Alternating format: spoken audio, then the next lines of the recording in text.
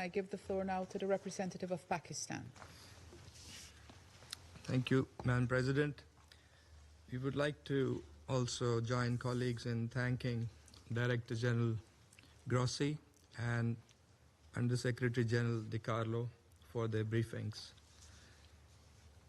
Madam President, Pakistan strongly condemns unjustified and illegitimate aggression by Israel against the Islamic Republic of Iran. Pakistan stands in resolute solidarity with the brotherly people of Iran. We offer our sympathies and condolences on the loss of life and damages due to these heinous attacks. The Israeli military strikes violate the sovereignty and territorial integrity of Iran and clearly contravene the UN Charter and fundamental principles of international law.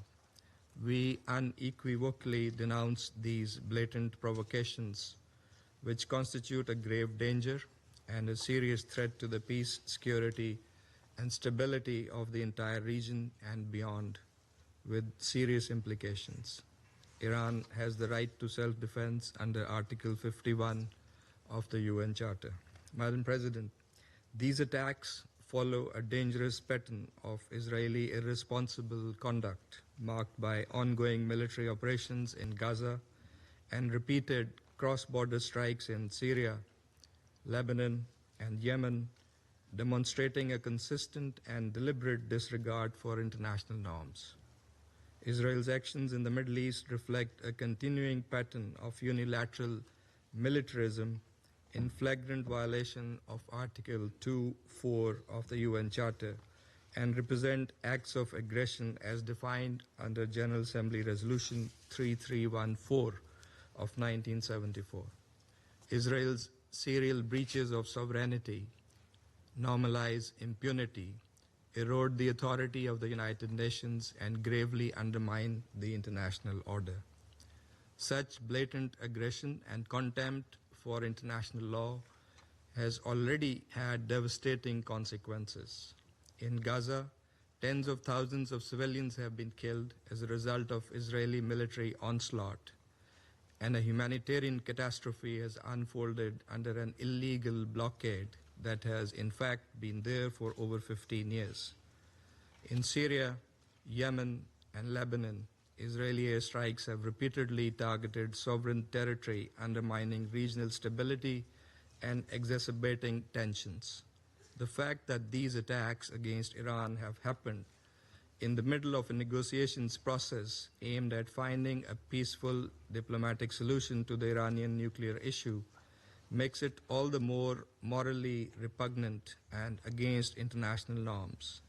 These actions risk eroding the trust and sanctity of the negotiations process, so crucial for the peaceful settlement of these issues. Madam President, Pakistan reaffirms its support for the resolution of the Iranian nuclear issue through peaceful means, diplomatic engagement, and sustained dialogue. The JCPOA was an outcome of painstaking and arduous yet constructive negotiations. It charted a roadmap to comprehensively address the concerns of the parties involved by clearly defining their relevant obligations and responsibilities. The illegal use of force against Iran and the ensuing situation are likely to frustrate the ongoing diplomatic efforts and could destabilize a region that is already under very severe stress. The ongoing diplomatic contacts to reach a negotiated deal and other endeavors to promote regional peace and security must not be allowed to be appended. It is highly regrettable that these attacks have happened when the IAEA was continuing its verification activities in Iran. Such actions threaten the IAEA's technical work, which should be supported and not disrupted. Israel has violated international law, IAEA statute, and several IAEA resolutions by attacking the IAEA safeguarded facilities.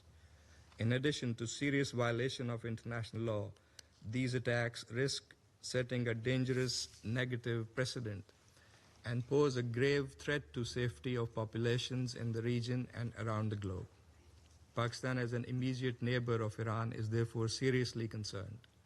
Security Council Resolution 487 strongly affirmed such attacks as a clear violation of the UN Charter, the norms of international conduct, and a serious threat to the entire IAEA safeguard regime.